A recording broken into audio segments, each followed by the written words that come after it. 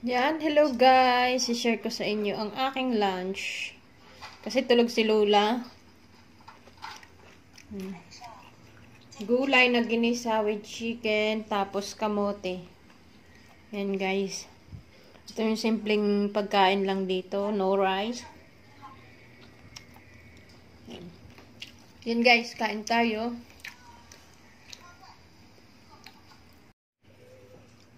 Yan, hello guys. I-share ko sa inyo ang aking lunch. Kasi tulog si Lola.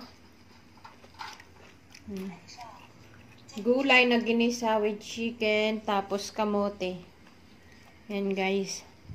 Ito yung simpleng pagkain lang dito. No rice. Yan guys, kain tayo.